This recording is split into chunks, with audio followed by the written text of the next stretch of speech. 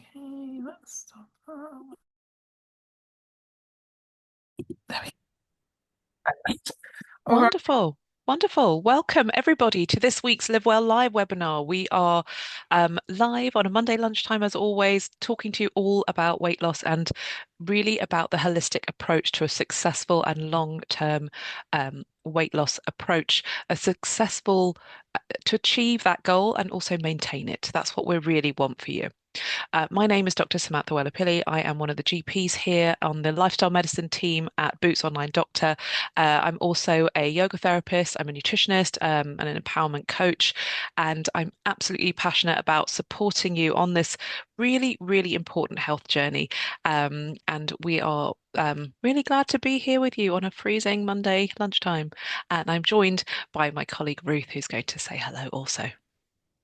Hi everyone. Yeah, I'm Ruth. I am the nutritionist with the Loop Boots on my sorry, I don't know what's happened to my words. They got a bit scrambled.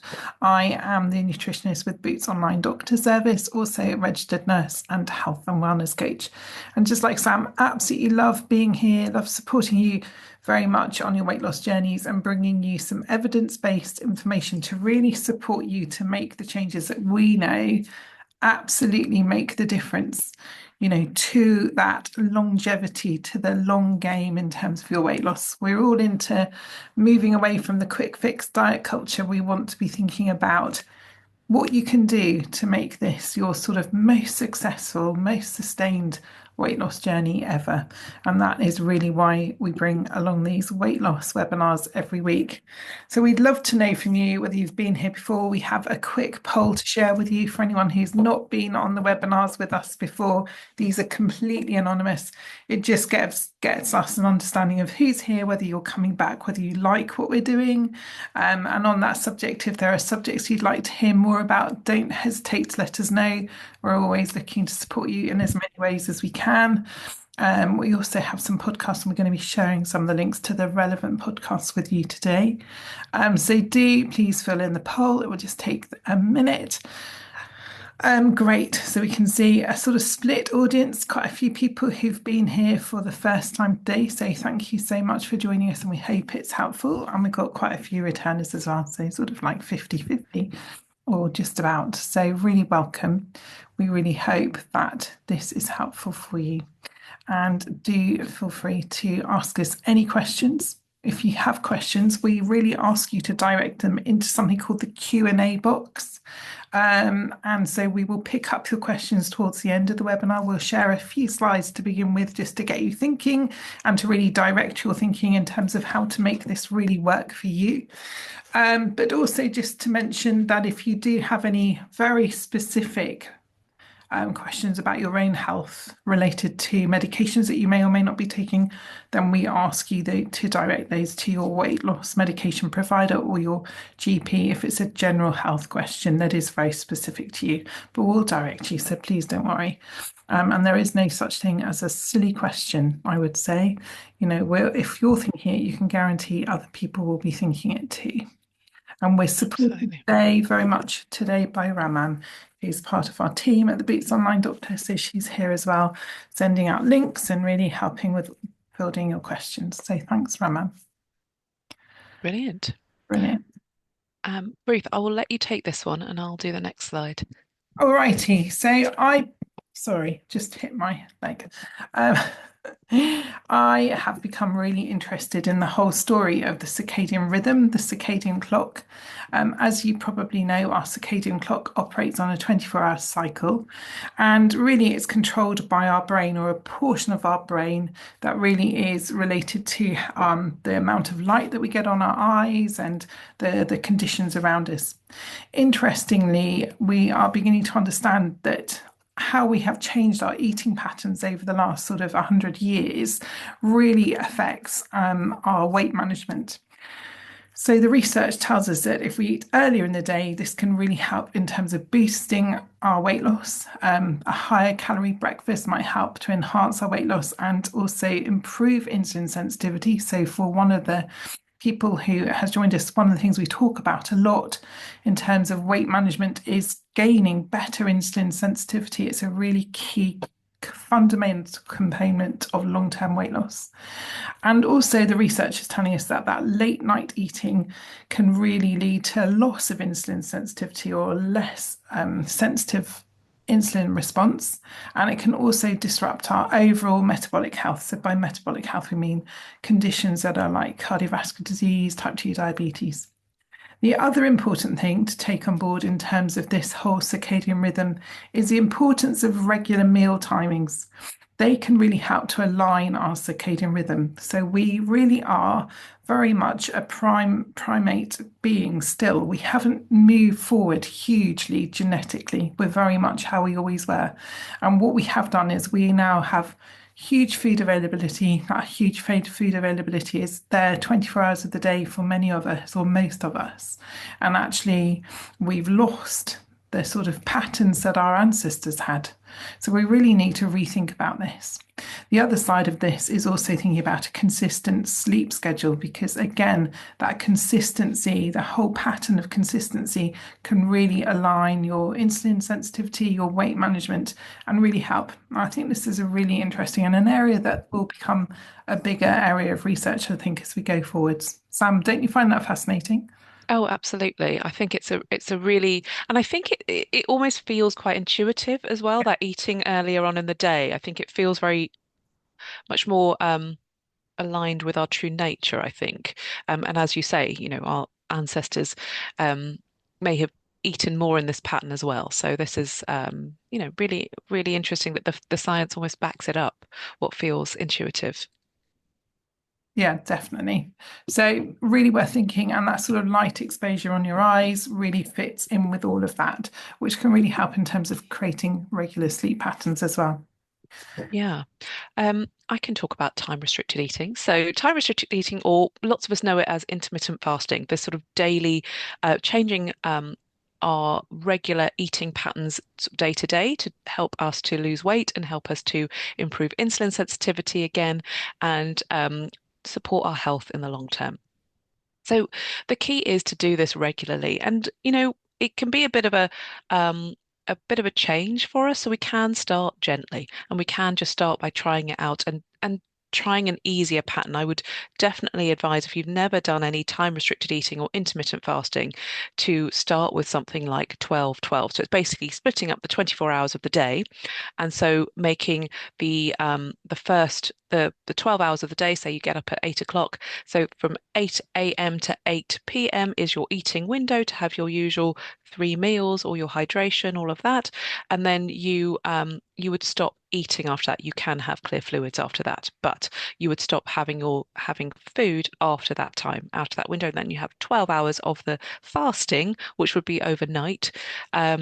Before you break your fast in the morning at 8 o'clock, for example. And the research shows that intermittent fasting can help people to lose weight, to manage their weight, also lower their levels of, lower their blood sugar levels, support their leptin signaling. So that's your fullness signaling, reducing insulin resistance, and really supporting that improved appetite control.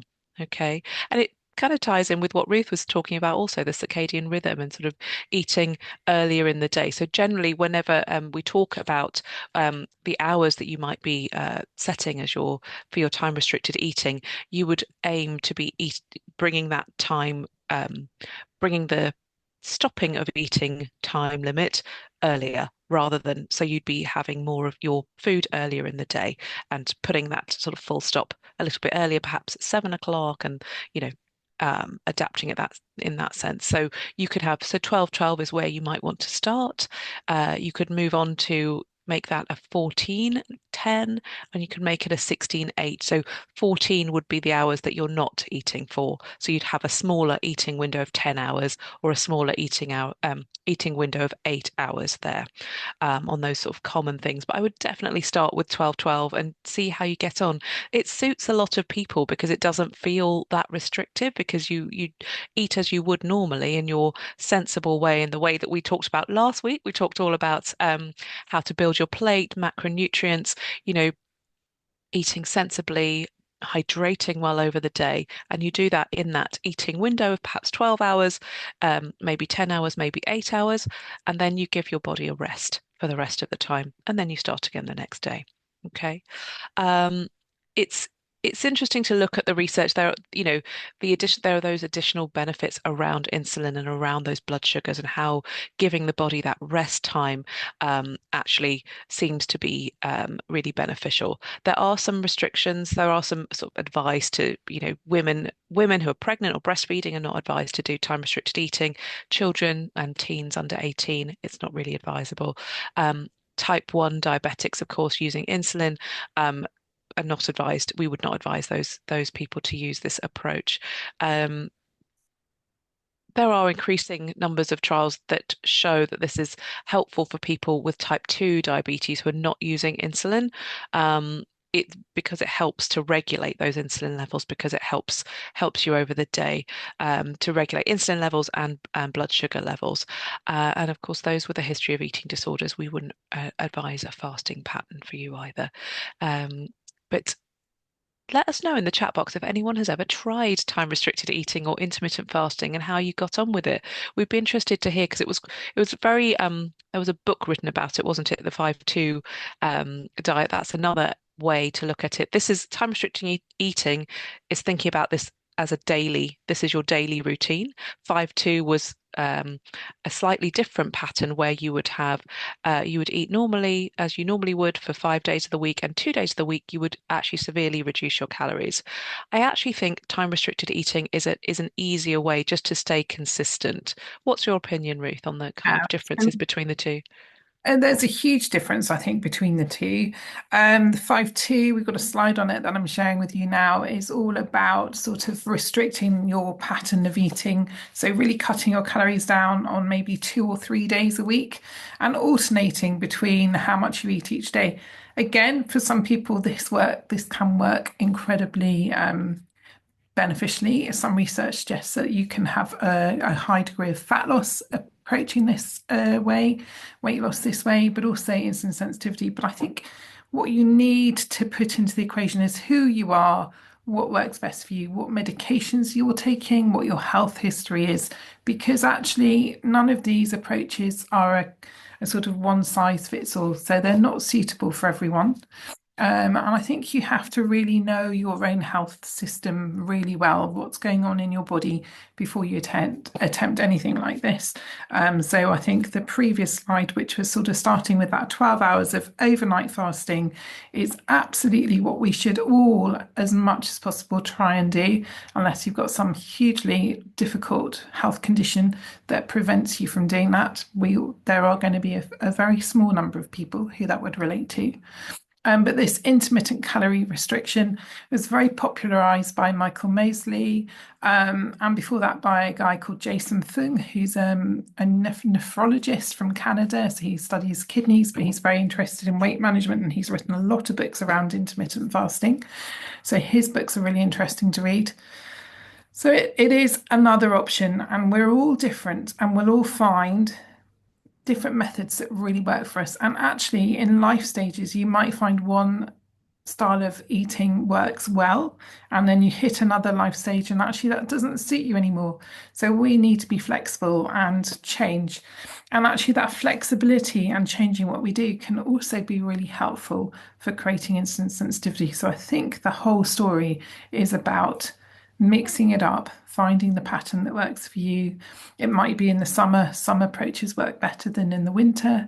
I think when we're hibernating or meant to be hibernating in the winter, perhaps it's easier not to be doing the sort of very low calorie. And the last thing we want to be advocating is that you do low calories consistently. So we don't want to be crashing down to 600 or 800 calories a day every day, because we know that the problem with that approach will be that your metabolism will reduce. So your ability to burn calories will reduce. So that means when you stop eating in that way, you are very likely to gain weight. And we'll go into that in more details if anybody wants that, or we'll cover that in another webinar. But I think, we would never advocate really low calories consistently. We know that's not the way forward. And this isn't about dieting, it's about finding patterns of eating that work for you to really help you feel great. And we talked about this before, didn't we, Sam? It's about your energy, how you feel, your vibrancy, when you whether you've got that va-va-voom when you wake up in the morning and you feel like, yes, it's Monday, I'm ready to go, rather than, oh God, it's Monday, I'm crawling out of bed. It's how you feel is really, listen to what your body's telling you. It's a really important point, and I think often missed, isn't it? Yeah. And it's noticing those subtle signs also. Sometimes we take it for granted and we forget what we were like before we started eating in this pattern. So sometimes keeping a note, if you keep a journal, or using the food and mood diary that Raman can share in the chat box with you, just as you could create your own shorthand of how you're feeling. Because I think sometimes that's a really useful guide to track your progress, because it's not all about the scales and the numbers and the measurements. It can be, if that's your thing and you love doing that, or you do it and you're happy to do it. A lot of us don't. A lot of us don't like measuring, standing on scales and that sort of thing. But you can use other signs, how you're feeling, your energy levels, pain in your joints, etc., just to look at the changes that are happening as you go on this journey. Mm. So, on to this next slide about resting and digesting. And the importance of chewing. So this is something that we is really, really important. Chewing is the first mechanical step in digestion, as we know. If we chew our food well, our food becomes much easier to process and digest. Um, and what we want to encourage is to allow 4 or 5 hours um, for your gut to reset and adequately digest before your next meal. So think about that as you might want to reflect on what your day is like. How long do you leave between meals at the moment? We know that eating a fiber and protein rich meal, and also with some healthy fats in there, will help you feel fuller for longer and enable you to not have that urge, that need to snack between meals. And being full from eating a healthy meal can satisfy your physical hunger and keep you feel fuller for longer and maintain your energy. So you're not having those sugar crashes, those mood crashes in between meals, sort of searching around for a chocolate bar, 2 hours after you've eaten. Um, Also, when you give your body this time, the chewing, maximizing that digestion, what we're doing is we're enhancing our nutrient absorption and increasing our hormone sensitivity. That's sensitivity to leptin, which is our fullness hormone. So the hormone that tells us you've had enough, your satiety, you are satisfied, and ghrelin, our hunger hormone. So our body can um, detect and feel the effects of these hormones, and as well as our insulin. We are boosting insulin sensitivity by slowing the whole process down, okay, and allowing ourselves time after your final meal before bed. This can help us to optimize that energy use, the energy usage of that meal. So there's less energy needing to be stored. Um, it's also found to be assisted to sorry. It's also found to assist better sleep. So ideally, we finish eating at least 3 hours before bed.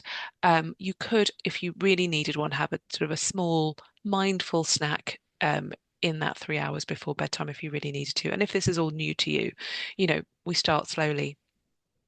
So, really thinking about, with this in mind, with these sort of time frames in mind, how you could plan your day, how you could plan the timings of your meals over the day. Um, even if you manage to do this, we are aware that, cravings aren't always just physiological. They're not always just the body's mechanics telling you you're hungry. Sometimes it's a psychological craving too. Maybe an emotional response to something. Maybe it's habit. You watch television in the evening and you always have a certain snack with you. Um, we're going to talk a lot more about cravings and the psychology of weight loss in future webinars. So um, do come along to those, but we won't go into too much detail here. But just to bring those into focus, so that to allow each and every person here today to reflect on their own timings of food over the day, reasons why they might why this might really work for them, reasons why, oh, I might need a little snack before bed and maybe I just planned for that. Just having thoughts about it, and it doesn't have to be all at once. It can be just, well, why don't you try 12-12 and see how it suits you and how you feel with it, and recognizing that, and if it works well for you, it's maybe something you could continue. Very much so. We've got another poll, Raman. If we could release our second poll, if you can find it, that would be great and be really interesting to see how that is. Are you able to do that? The Yes, art of eating. the second poll.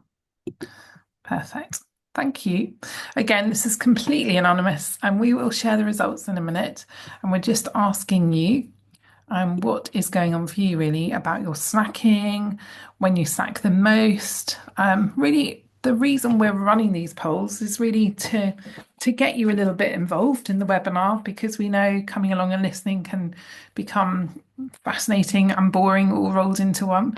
So we want to hear from you, and we want you to start thinking about what's going on for you, because this is really important. Like, actually, the reason we run the webinars is so that you start thinking about your own behaviors, and you start thinking about actually what's relevant to you. Are we talking about snacking? Is that relevant to you? Are you a secret snacker? Is there something going on for you? So I can see around 40% of you have taken part in the poll. If we could, 82% of you have taken part. So thank you. So let's have a look. Let's end the poll. I'll assume nobody else wants to be involved in it. So I'll just give you another minute because I can see that is interesting. So let's share the results. Find this interesting. And this is really, again, you can see that we're just sharing what the consensus is here. So as you can see, there's around 22% of the people. So of 80 people who've answered the poll today, around 22% of you are snacking several times a day. Several of you are snacking at least once a day or a few times a week. And a small majority of you, so 25%, are rarely snacking. So about a quarter of you aren't snacking or snacking very infrequently. And that is where we'd like you all to be aiming for.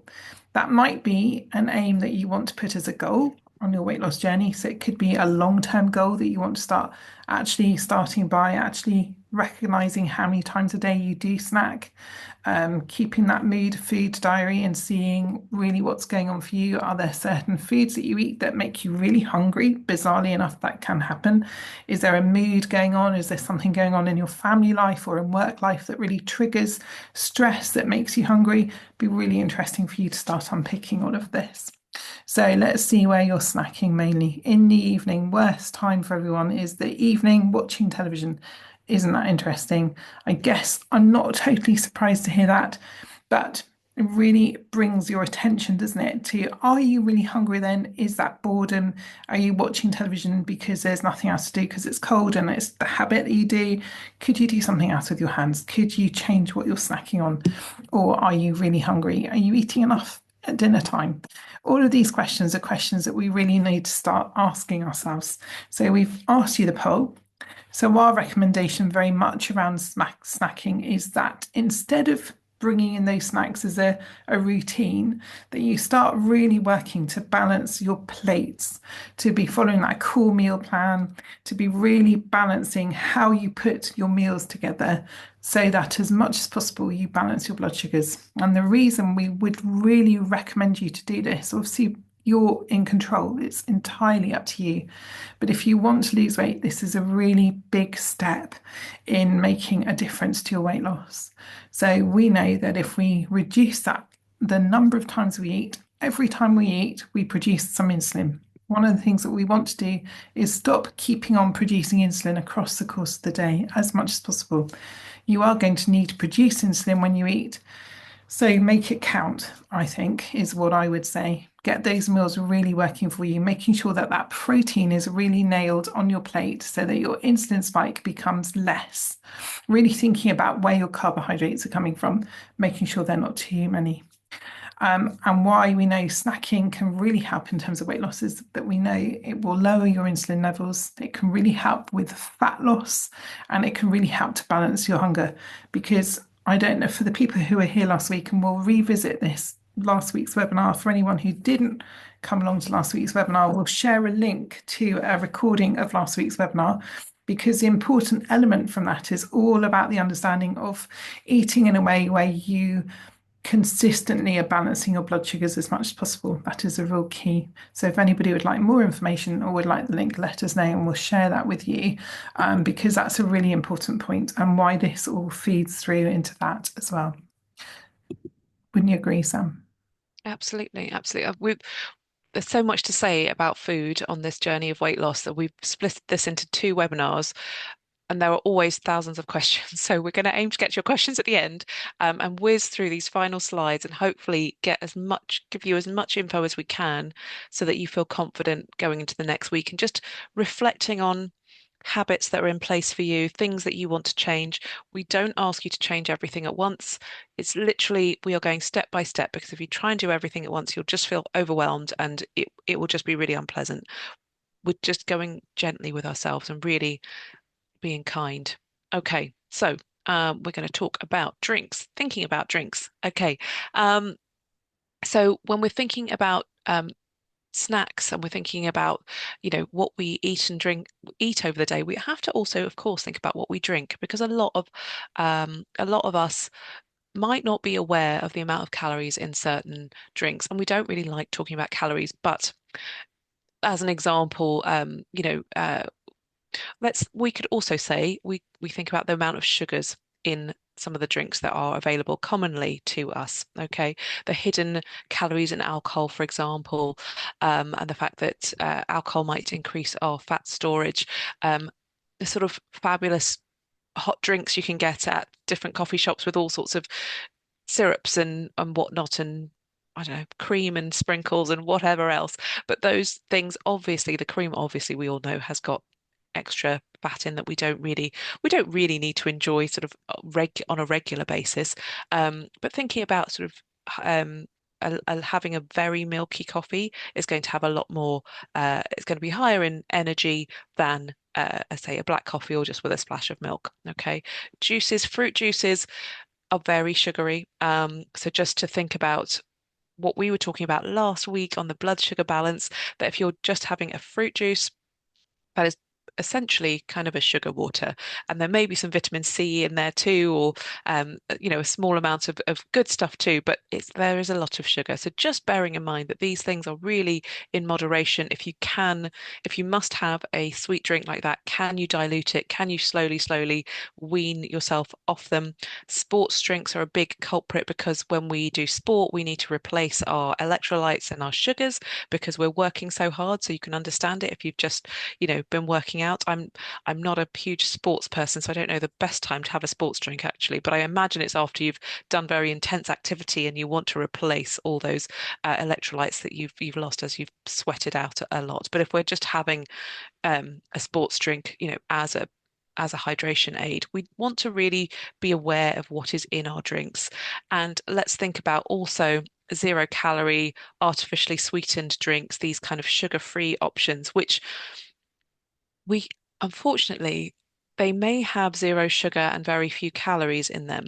However, our bodies, these primal ancient things that are brilliant, they don't recognize these newfangled chemicals. Okay, what they recognize is we are having a sweet taste on our tongues as we drink sugar-free orange squash. Okay.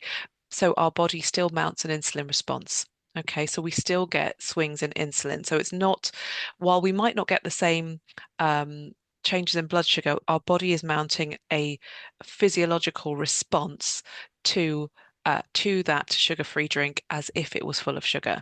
So we're it, so essentially what we're saying is really try to get wean ourselves to each of us to wean ourselves off these sweet drinks that are really not supporting our weight loss effort and are still making us have cravings, a number of hours later. And yeah, they're not ideal for this weight loss effort. And I know that it can be very confusing because a lot of these drinks are marked diet, diet drinks, and actually they're not particularly helping anyone's weight loss. weight loss diet. I don't like the word diet either. But anyway, the when they're not helping our efforts, let's say. So I'm sorry that that is if that is bad news for people, but we really want to move away from those. Don't you think, Ruth? Yeah, very, I think so. And so I've just answered a question in the chat box. Somebody's asking about the sugar, the alcohol-free ciders. I looked into this because I have a family member, one of my daughters loves those, and was very keen for her to reduce her sugar for health reasons. And lo and behold, when we looked, it has something like 8 or 9 teaspoons of sugar in one of those cans of fruit, sort of alcohol-free. So where we thought that was something she could have, we had to find a replacement. So yeah, I know personally that that's probably something we would recommend you would want to avoid. Unfortunately, it's really upsetting, isn't it? But just have a look on the label on the can and see how many grams of sugar per 100 grams, and then see how many, or per 100 milliliters, and then see how many milliliters in the can, and then it's really easy to work out. There's about, is it 5 grams of sugar in a teaspoon? So then you can figure it out.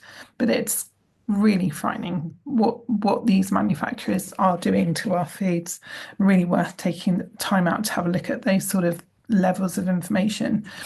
Somebody mentioned they're a bit confused about the snacking, so we'll revisit that. So yes, basically what we're saying is you want to maintain your insulin sensitivity. One of the things you want to gain through this whole process of relearning how to eat for long-term, short-term and long-term weight loss is balancing your blood sugars. And within that, you'll be balancing the amount of insulin that your body has to create to balance your blood sugars.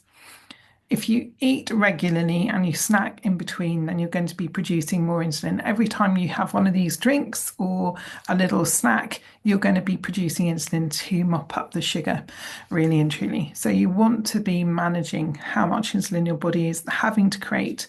Those additional snack moments are really not required. We don't need them from an energy perspective. Somebody else mentioned that she's exhausted, so she runs to sugar to just keep her going. Well, you're in that sort of like vicious cycle, I think. So you really need to be thinking about how you break out of that vicious cycle. You might go through a few days or a couple of weeks where you still don't feel any better. But after a couple of weeks, if you follow that core meal plan and you bring those snacks down, you should notice your energy will start to balance out and you'll feel less exhausted. And if you're still feeling exhausted, then maybe there's a reason for that that you need to talk to your GPs about and just see if there's something going on in terms of your overall health, or there may be some, some other reasons. So, we shouldn't accept exhaustion as part and parcel of how we are. There is usually a reason for it. It could be that you have huge blood sugar imbalances going on, and that is causing that exhaustion, but there could be many other reasons. So, yes, so we want you to basically slow down. We want you to apply this whole mindful eating to really think about, okay, how is my meal looking? Is that going to sustain me till my next meal? This is a really important concept. Okay, I'm going to have 3 meals today. What am I going to eat? How is that going to balance? How's that going to balance my energy? And also, if we have a snack out of habit, which I think a lot of us can do, I can be as guilty as the next person of that, or used to be. You need to almost like say to yourself, am I hungry, or is this an emotional trigger going on here? And just be really mindful. Put your meals together, put your knives and forks down between mouthfuls, slow down how you eat, really chew, and really just get it all together. It can make all the difference. Yeah, and So, really savor what you're eating, really enjoy it because food can be such a joy, and just really, often we just wolf our food down and, we're in a rush. Can we make a bit more time for ourselves in this time? And, maybe you're the one that's done all the cooking and then you end up wolfing it down and, it's such a we miss that opportunity to really enjoy our food and to savor it. I think that's something that we can do and not feel guilty about it. We've taken the time to put together this lovely meal. Let's really enjoy it. yeah. So we've got one final poll for you. We'd love to hear from you what you might do differently as a result of coming along to today's webinar. And we're going to come along very shortly and come to your questions. So these are the planned webinars. We're just waiting to confirm the 3rd of February. That may or may not happen depending on where we all are on that day. Unfortunately, there may be something else happening in our lives that means prevents us from being there. But we'll let you know for certain next week. We'll definitely be here next week. So very much look forward to that. So yeah, let's have a look at your questions and let's keep that poll up there just for a couple of minutes and see what's going on for everyone today. So again, this is completely anonymous. Let's have a look at. Excuse me. No, are you okay? Sorry. So let's see what are you going to do differently? What can you or what are you going to carry on doing? It may not be that you're doing anything differently. What are you going to do to really help yourselves? What one thing could you do this week that is going to be something you can do consistently every day? Turn up for yourself, tick it off, really celebrate that achievement, feel good about yourselves. What can you do differently? Sam, what are you going to do? Hmm. So I think actually chewing is is a big thing for me. I think I forget that one, and it's such a simple one. But Hmm. yeah, chewing more, not eating in front of the TV is a good one actually. Sometimes it can be a bit of a guilty pleasure, especially in the winter. I think that can be a bit of a not a guilty pleasure, just like yeah, a comfort, I think. Yeah, I think for me, Raman, are you going to tell us as well? Pop your ideas in the box. So let's see. Chewing is very important. Yes, Reem, it really is, isn't it? It's sort of like such a missed thing for many people as well, especially if we're under time pressure and eating. I notice somebody is working quite long shifts and has very short windows of time to eat. So yes, the whole I enjoy my food and eat slowly. Great, Raman. That's great news. I think just getting that defined window, that 12-hour window, is what I'm going to make sure I do this week. I think I'm probably pretty much doing it, but let's see. Let's share the results and let's see what everybody thinks they're going to be doing differently. Get chewing. Oh yes, we have a winner. We What's, could all do with a bit more chewing, couldn't we? Eat within a defined time. yeah, how interesting. I Brilliant. like that So, chewing. too. And consciously reduce snacking. I think that is such a key. And just noticing when you actually build your breakfast, lunch, and dinner in a healthy way, really focusing on that protein, fiber, healthy fats, a little bit of carb, and just how much fuller you feel and how little you need that little snack. If you actually check in with yourself, am I actually hungry or is this just I always have a chocolate biscuit with my coffee at 11 o'clock, but actually that chocolate biscuit could be derailing you because it's increasing your blood sugar, it's giving you a bit of a crash, and then you're sort of moving on. So just it's a bit of an investigation. It's a bit of an exploration and investigation in your own life, like how your body is reacting and actually noticing it because we're just on autopilot if we don't actually take the time to notice what's going on with our appetite, what's going on with our snacking. Yeah. I think there's some really interesting questions around all of this in the Q&A box. So somebody is asking about fizzy drinks, whether that would break a fast. So we'll pick up on that in a second. There's a weird thing going on with the thing. Somebody else is saying that they don't feel hungry at the end of their eating window, but feels concerned that if you don't eat, then it would disturb your sleep. Um, yeah, so that's a really interesting question about whether eating too late can disturb your sleep. So again, it is really another point. I would say if you're not hungry, but you're at an end of a long eating window, I would definitely recommend you eat then because you want to catch yourself as much as possible also before you fall.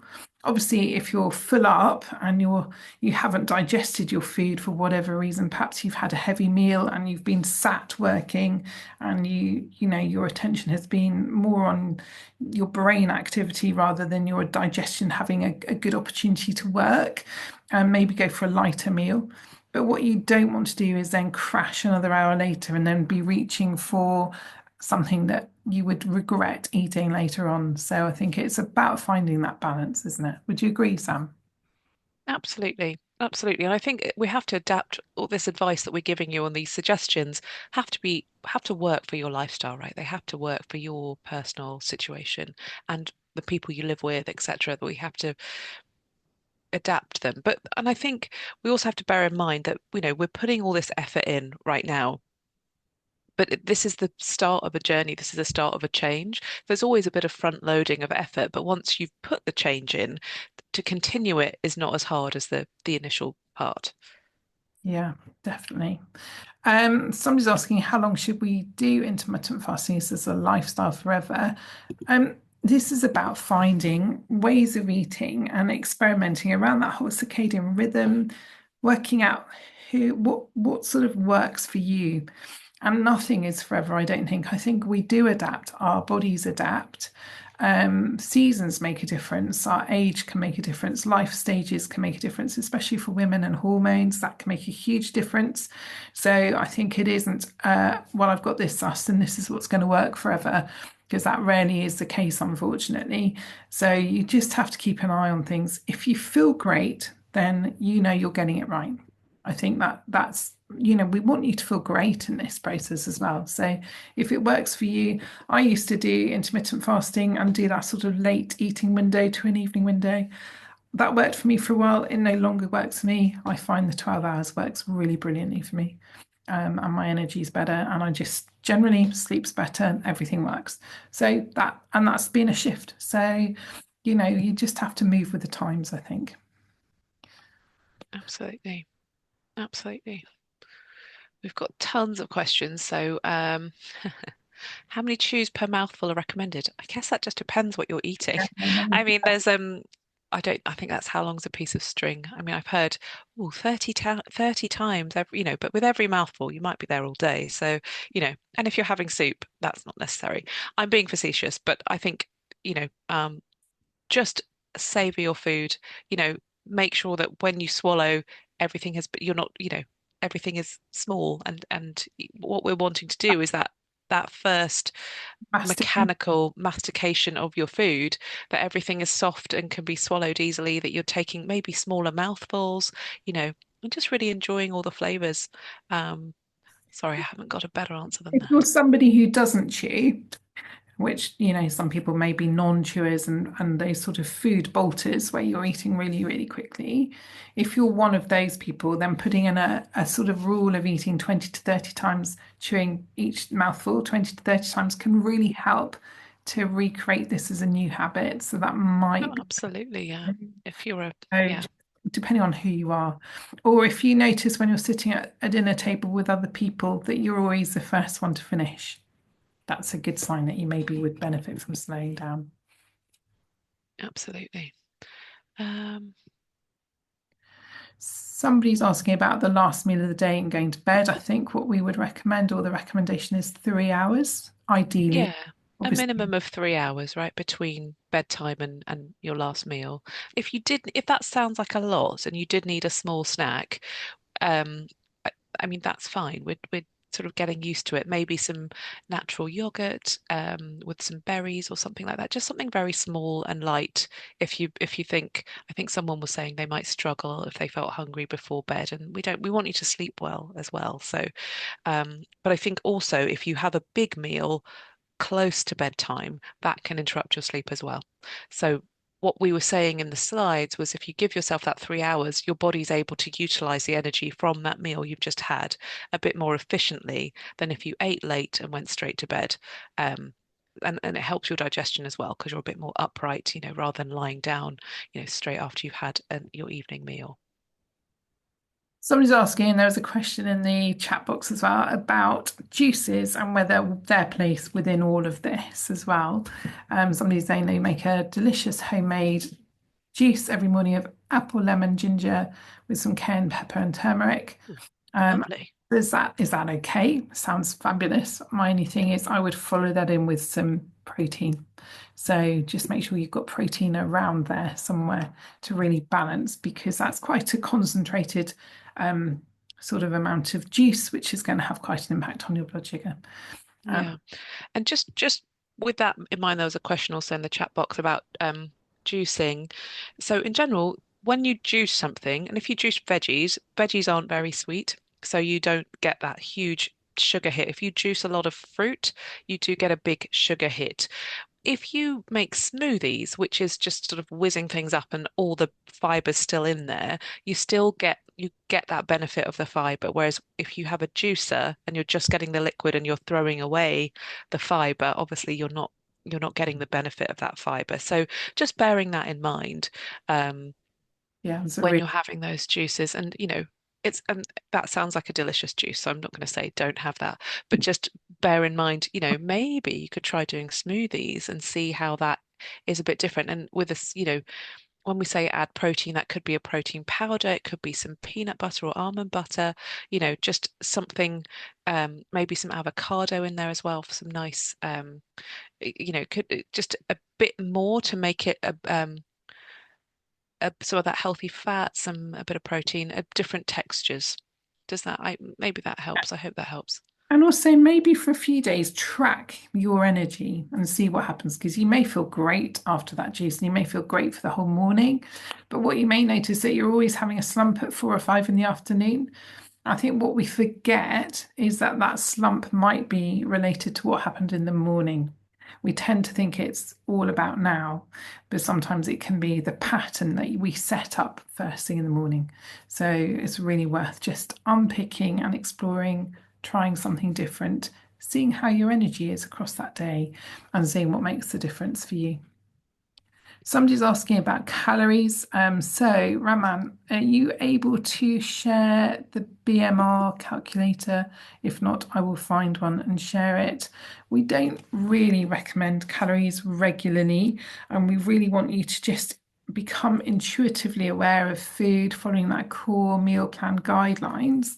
But we do know occasionally sort of having a check-in on calories for some people, especially if that's something you've been used to doing, can give you a sense of security.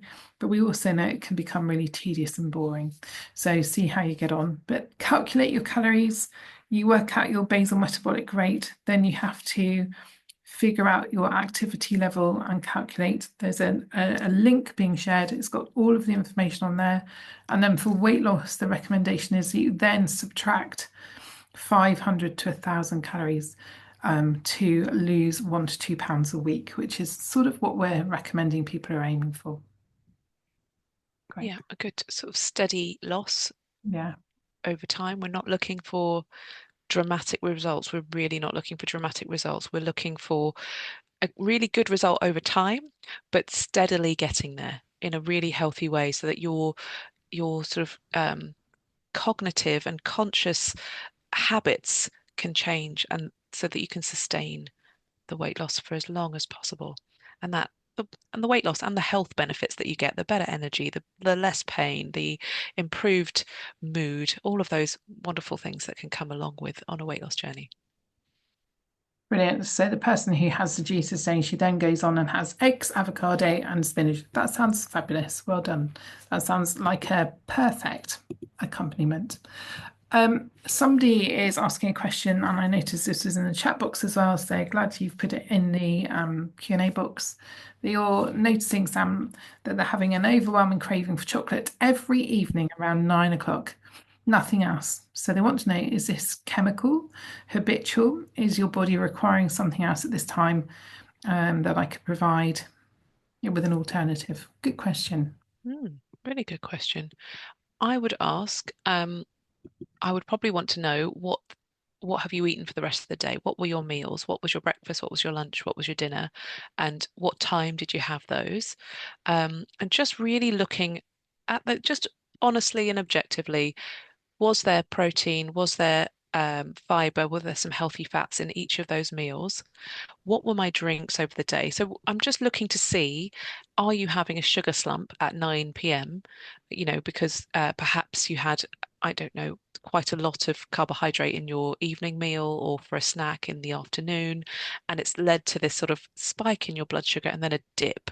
And then in that dip, your body kind of thinks, oh my goodness, I need sugar, I need fuel, and your probably your habit is, oh, that means chocolate. I need something sweet. And perhaps because if you have been having chocolate at that time every day, it has become a bit of a pattern as well for you, and your body's expecting it too. Um, But it doesn't mean it's going to be like that forever. We can shift that, but I would just be really objective. The food and mood diary can really help you notice those patterns. And I would, if you didn't come last week and you haven't heard our talk about blood sugar balance, that's what we really want everyone here to get their heads around. That blood sugar balance is really a key thing. It's such an effective way to support your weight loss, support your even appetite over the day, to support really good health, because it supports your pancreas as well, which is, of course, the organ that secretes insulin. It really supports your metabolic health by adopting a low GI approach to food, which is basically a lower carbohydrate, lower sugar approach to food. So you're not getting wild swings in your blood sugar over the day. So it's a really good question. Why do I always have this particular sugary craving at the same time? Okay, what's going on the rest of the time? Because there could be a bit of a mixture of a physiological desire and a, oh, I always get a chocolate bar at 9 p.m.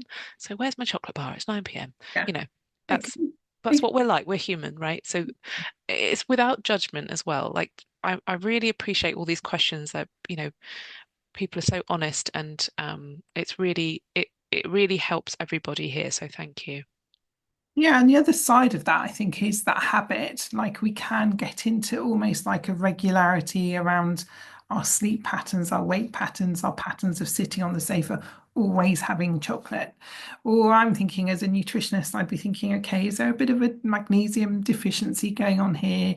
Could you swap to having a little bit of dark chocolate instead? Or could you add in some extra nuts or foods that are rich in magnesium during the day, just to see if we can get you past that? And also just making a conscious decision. I think you were saying to Sam that actually this isn't going to happen anymore, that actually I'm moving past this now, and maybe being prepared with like just a square of dark chocolate. It's very bitter comparatively. I'm sure we all know that, but actually it could really be the answer. And maybe you actually maybe would benefit from going to bed earlier. Who knows? It's very interesting how our bodies do this to us, isn't it? Absolutely. I've seen a couple of questions about milks, about oat milk and about normal milk.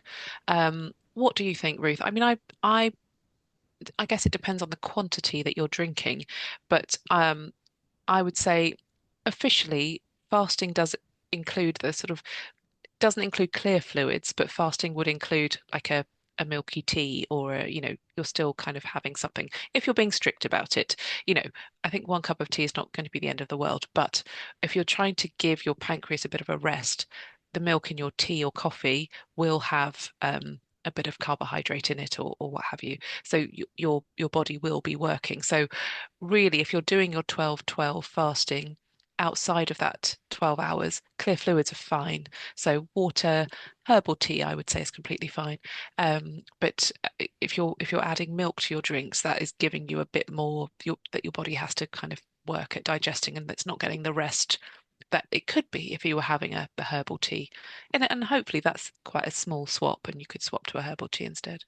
Yeah, I'd agree with that. Absolutely. There's lots of questions about healthy, what are healthy snacks? Somebody's asking if a baby bell would be a healthy snack. Somebody's asking for some sweet, healthy snack suggestions. So I think we need to be putting our heads together and creating a list for you that we can share, which we'll try and do. But yeah, a baby bell at least has got some protein and some calcium in. So would be a potentially healthy snack if you're sort of moving towards snacking less, and that's something that you need to add in. Um, my favorite personally is almond butter in a sort of some celery or some chopped apple. Again, that's really sweet. Or if you're really needing something sweet, something like a medjool date with some nut in the middle, and that you can just poke in there and really enjoy. You just need one of those or two of those, or making some of those lovely cocoa protein balls. They're fantastic. So yeah, just be prepared, I think, and have the right things in your cupboard. Somebody's asking here about an early intermittent fasting schedule. So she's doing a 14-10, eating at 7, but that would mean having her last meal at 5 in the evening, which means she'd have to then cook again for her husband when he came home from work. I wonder whether it would be easier for you to do a 12-12.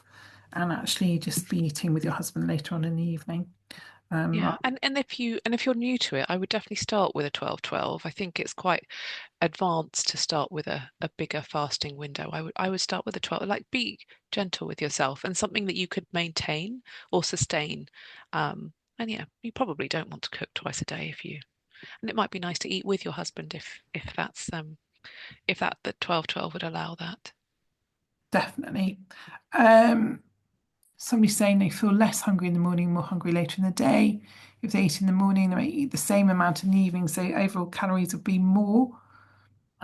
Okay, so what you're sort of like eating big meals in the morning and the evening, or just overall, have a look at that. Just to, for argument's sake, maybe have a look at that calorie calculator and see. We're not overly worried about the calorific content of your meals so much as actually the regularity of eating and eating in a way whereby you're balancing your blood sugars as much as possible. If you needed two large meals in a day, you may find that really works for you and that you feel great. So, I wouldn't overthink that.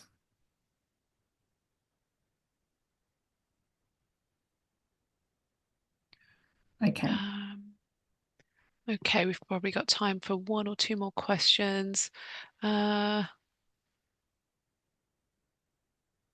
Okay. So I've got someone who says eating breakfast really increases. Have you already done this one, Ruth? Eating breakfast really increases my appetite. Yeah, just I mean that might be just your personal way of of how your body balances. So yeah. Exercise and eating, that will depend on you. So what kind of exercise, how heavy is that exercise? Could you eat and then give yourself, at least half an hour after you've eaten to before you do the exercise so that the food's sort of manage to move through your system a bit before you work out. Um, or you could, you know, I would definitely be hydrating before. I would definitely have something to drink before you are exercising.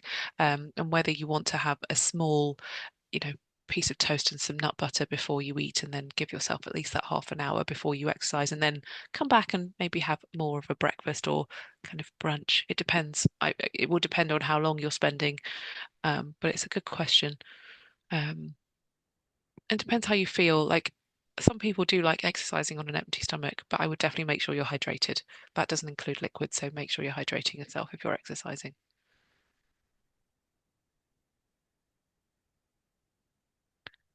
Question about semaglutide, which is a weight loss medication and also a diabetes medication. Does it actually curb those psychological cravings? I'm interested to know. It can, from what I understand from patients who have written in and asked us questions, that it can um, help with the physiological cravings, and also it seems to help with psychological cravings as well. But we're all different, and you can also do that. We can also manage those cravings ourselves. This is not a webinar where we hugely advocate medications, but some people really find a benefit because those cravings are just or their sort of relentless hunger is a real obstacle in the weight loss journey. Raman, can you quickly share the link for the previous webinar recordings? And also, if you don't mind picking up the links for the podcast that would be relevant for people to listen to based on today. There were quite a few I thought might be quite good. So pick and choose. If that's of interest to you, please do listen to those. The link is for the Spotify link, but you can listen on all of their sort of major podcast downloads. If you have a look for Weight Loss 360, then a lot of the subjects we just touch on the podcast, and it's just something to keep you thinking across the course of the week as well. So great, thanks, Raman. Perfect. I think, do we have no more time? I think for any more questions, we probably need to be finishing very shortly. Yes, Thank you so much, everyone, for being here today. Good luck this week. Good luck with what was the key thing everybody was going to be doing? The chewing. the chewing. The Yes. chewing, yes. and let us know how you get on next week.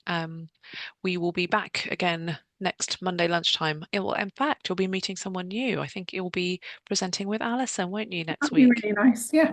Yeah, Okay. so have a fresh face. So please be kind to her. She's great. She's lovely. I think you'll like her a lot.